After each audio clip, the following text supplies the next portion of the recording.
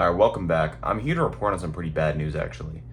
So as of like 10 minutes ago, as of the recording of this video, it was announced that the Guard released all of its content and creative staff on a mass firing. But let's kind of go on the more nuanced takes on why this happened, why this is happening to the Guard, why this is happening in general, and what's going to happen going forward. So there was a lot of sources that came out all around the same time.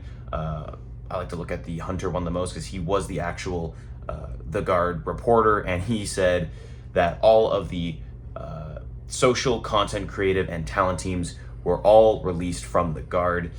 Sources were himself, I guess, because he was also released. And yeah, this goes to show just how brutal esports is. From what it sounds like, there more reports might come out at this time, but the Guard team that's in VCL right now is staying as is. I assume their other teams are also remaining, but it sounds like their socials and content have all been released. So this is a culmination of things that have all led to this.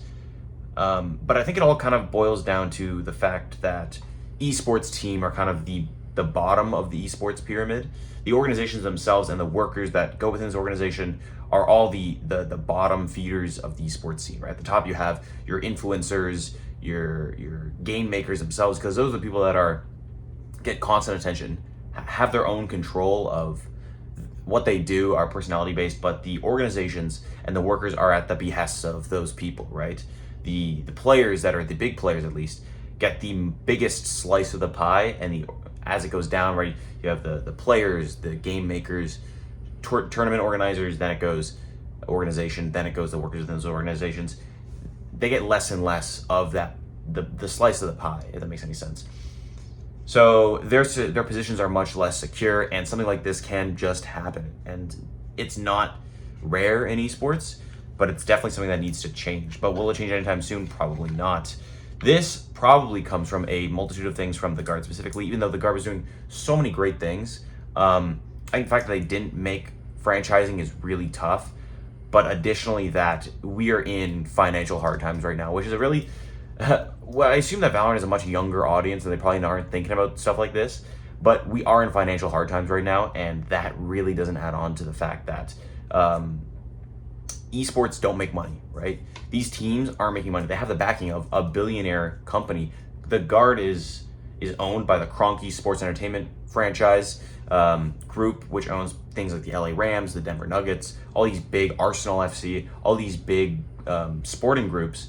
But they can't afford to pay, the Guard social teams, which kind of seems dumb, but at the same time, it just has to do with this big downturn we have in the recession that we're entering right now.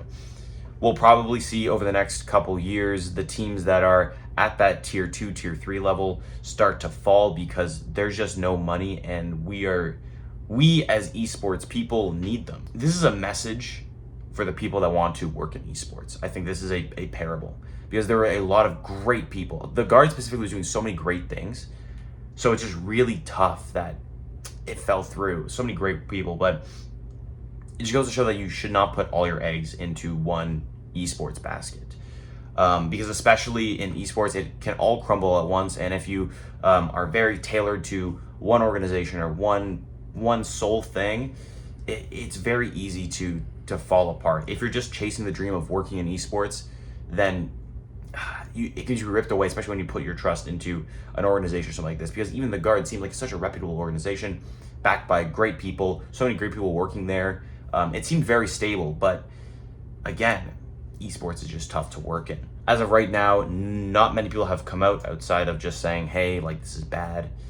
We'll probably hear over the next couple days about what these people are doing and the reason why they did this in more depth from the organization itself. But I kind of wanted to talk and give a bit of a heed warning that this will probably not be the last organization to release a lot of players or a lot of people in upcoming months, because a VCL team is not a VCT team. It's hard to maintain, and we kind of get caught up sometimes in the hype of it all, right? We think, oh, the Guard, they're amazing, right? They're probably going to win VCT. They probably are going to win VCL, right? And make it to VCT.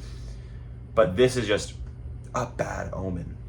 So we'll see what happens going forward. That's all I really got to talk about today. I just kind of wanted to bring it up and give my thoughts on it. Thank you.